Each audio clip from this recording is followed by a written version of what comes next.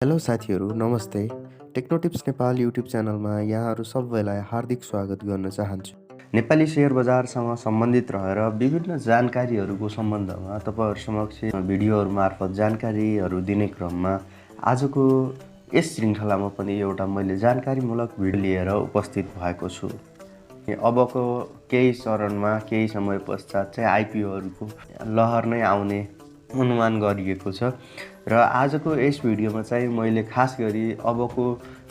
केही समयमै आउँदै गरेका विभिन्न हाइड्रो पावर कम्पनीहरूको बारेमा जानकारी दिनेछु, जसले चाहिँ भारी मात्रामा पब्लिक र प्रोजेक्ट अफेक्टेड पिपुल्सहरूका लागि आफ्नो आइपिओ शेयर चाहिँ निष्कासन गर्दैछन् र तपाईँ यी सम्पूर्ण हाइड्रो पावर कम्पनीहरूको बारेमा जानकारी लिन चाहनुहुन्छ भने यस भिडियोलाई अन्त्यसम्म नछुटाइकन हेर्नुहोला। आउनुहोस् अब भिडियो ढिलो नगरी भिडियो सुरु गर्नतर्फ लागौँ। अबको निकट भविष्यमै आइपिओ निष्कासन गर्न गइरहेका कम्पनीहरूमध्ये पहिलो नम्बरमा समावेश गरेको छु विन्ध्यवासिनी हाइड्रो डेभलपमेन्ट कम्पनी लिमिटेडलाई। र विन्ध्यवासिनी हाइड्रो डेभलपमेन्ट कम्पनी लिमिटेडले आफ्नो आवेदन पनि दिइसकेको छ र यसले चाहिँ निकट भविष्यमै 25 लाख किता शेयर चाहिँ यसले पब्लिक र प्रोजेक्ट अफेक्टेड पिपुल्सहरूका लागि निष्कासन गर्ने योजना बनाएको छ र अनुमति प्राप्त माग्नको लागि सेवनमा पनि गइसकेको छ। विभिन्न प्रक्रियाहरू पनि यसले सुरु गरिसकेको छ र त्यस्तै इस्यु म्यानेजरको रूपमा यसले चाहिँ सानिमा क्यापिटल लिमिटेडलाई यसअघि नै नियुक्त गरिसकेको छ। सानिमा क्यापिटल लिमिटेडले सम्पूर्ण अब यसको आइपिओ बाँडफाँड नहुँदासम्म यसले काम गर्नेछ। त्यस्तै दोस्रो नम्बरमा रहेको छ Himalayan hydro power company limited र हिमालयन हाइड्रो पावर कम्पनी लिमिटेडले पनि करिब 22,50,000 किता शेयर चाहिँ यसले प्रोजेक्ट अफेक्टेड एरियाको पिपुल्स र पब्लिक अर्थात् जनरल पब्लिकका लागि छुट्याउनेछ, शेयर चाहिँ इस्यु गर्नेछ र यिनीहरूको आइपिओ चाहिँ दुई चरणमा आउनेछ। पहिलो चरणमा चाहिँ यिनीहरूले आफ्नो प्रोजेक्ट अफेक्टेड लोकल्सहरूका लागि इस्यु गर्नेछन् र त्यस पश्चात चाहिँ पब्लिकका लागि आउनेछ र यसले चाहिँ इस्यु म्यानेजरको रूपमा ग्लोबल आर्मी क्यापिटल लिमिटेडलाई नियुक्त गरेको छ। यसले सम्पूर्ण इस्यु म्यानेजमेन्टसम्मको कामहरू यसले सम्हाल्नेछ। तेस्रो नम्बरमा रहेको छ दोर्दी खोला जलविद्युत कम्पनी लिमिटेड र दोर्दी खोला जलविद्युत कम्पनी लिमिटेडको बारेमा कुरा गर्नुपर्दाखेरि यसले चाहिँ करिब 29,51,929 किता चाहिँ यसले पब्लिकका लागि शेयर इस्यु गर्नेछ। यसको इस्यु म्यानेजरको रूपमा कम्पनीले सिद्धार्थ क्यापिटल लिमिटेडलाई यसअघि नै नियुक्त गरिसकेको छ र चौथो नम्बरमा रहेको छ upper Solu hydro electronic company limited, जसले चाहिँ निकट भविष्यमै 33,07,500 किता शेयर चाहिँ निष्कासन गर्नेछ हैन र यसले चाहिँ क्यापिटल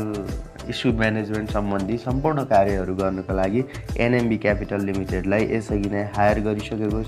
र यसले सम्पूर्ण कामहरू इस्यु म्यानेजमेन्ट सम्बन्धी कामहरू एनएमबी क्यापिटलले गर्नेछ। पाँचौं नम्बरमा रहेको छ Rapti hydro and general construction limited र Rapti hydro and general construction limited पनि एउटा हाइड्रो पावर कम्पनीको रूपमा छ र यसले आउँदो केही समयमै 29,41,410 किता शेयर चाहिँ पब्लिक र प्रोजेक्ट अफेक्टेड लोकल्सका लागि शेयर चाहिँ इस्यु गर्नेछ र यस कम्पनीले पनि इस्यु म्यानेजमेन्ट सम्बन्धी सम्पूर्ण कार्यहरू गर्नको लागि सिद्धार्थ क्यापिटल लिमिटेडलाई नियुक्त गरेको छ।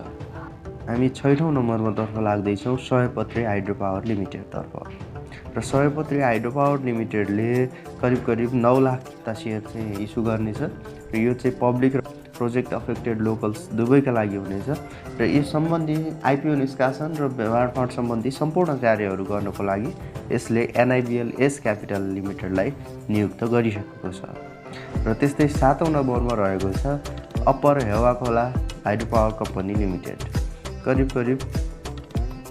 20 लाख किता शेयर चाहिँ निष्कासन गर्नेछ र यसले चाहिँ प्रथम चरणमा आफ्नो प्रोजेक्ट अफेक्टेड लोकल्स र दोस्रो चरणमा चाहिँ यसले पब्लिक अर्थात् जेनरल पब्लिकका लागि आइपिओ निष्कासन गर्नेछ र यसको इस्यु म्यानेजरको रूपमा एनएमबी क्यापिटल लिमिटेडलाई यसअघि नै नियुक्त गरिसकेको छ। अर्को रहेको छ श्वेत Ganga hydro power company limited अर्थात् श्वेत Ganga hydro power and construction limited हैन अब यो पनि एउटा हाइड्रो पावर सेक्टरकै कम्पनी रहेको छ र यसले निकट भविष्यमै 47,79,000 किता सेयर निष्कासन गर्नेछ र यसको आइपिओ पनि 2 चरणमै आउनेछ। यस कम्पनीले पनि आइपिओ निष्कासन र इस्यु म्यानेजमेन्ट सम्बन्धी सम्पूर्ण कार्यहरू गर्नको लागि सानिमा क्यापिटल लिमिटेडलाई यसअघि नै नियुक्त गरिसकेको छ। रिभल्भ फल्स पावर लिमिटेड अर्थात् यो पनि एउटा हाइड्रो पावर सेक्टरकै कम्पनी रहेको छ र यसले चाहिँ 34,30,000 किता सेयर चाहिँ निष्कासन गर्ने योजना बनाएको छ। 2 चरणमै आइपिओ निष्कासन गर्नेछ यसले पनि र यसले यो आइपिओ निष्कासनसँग सम्बन्धित रहेर सम्पूर्ण कार्यहरू गर्नको लागि प्रभु क्यापिटल लिमिटेडलाई यसरी नै नियुक्त गरिसकेको छ र यसरी चाहिँ मैले करिब 9वटा हाइड्रो पावर कम्पनीहरूको बारेमा चर्चा गरेँ जसले चाहिँ निकट भविष्यमै विभिन्न समयमा आफ्नो आइपिओ निष्कासन गर्दैछन् र हामीलाई चाहिँ एउटा यो चाहिँ अवसर रहेको छ कि यति धेरै कम्पनीहरूले चाहिँ आइपिओ निष्कासन गर्दैछन्। मिनिमम पनि 4-5 हजार रुपियाँ तपाईँहरूले आफ्नो अकाउन्ट्समा चाहिँ जम्मा गरिराख्नु होला। अबको केही समय पश्चात नेपाली सेयर बजारमा आइपिओहरूको लहर नै चल्ने देखिन्छ र मैले आजको भिडियोमा हाइड्रो पावर कम्पनीहरूको आउँदै गरेको आइपिओमा सम्बन्धित रहेर मात्र कुरा गरेको छु र आगामी दिनमा तपाईँहरूले कमेन्ट गर्नुभयो भने अन्य सेक्टर्सका कम्पनी जस्तो माइक्रो फाइनान्स आउँदै हैन, अनि त्यसपछि लाइफ इन्सुरेन्स सेक्टर्सका कम्पनीहरू कुनले चाहिँ आइपिओ सेयर जारी गर्दैछन् त भन्ने कुराहरूको भिडियो पनि बनाउने छु।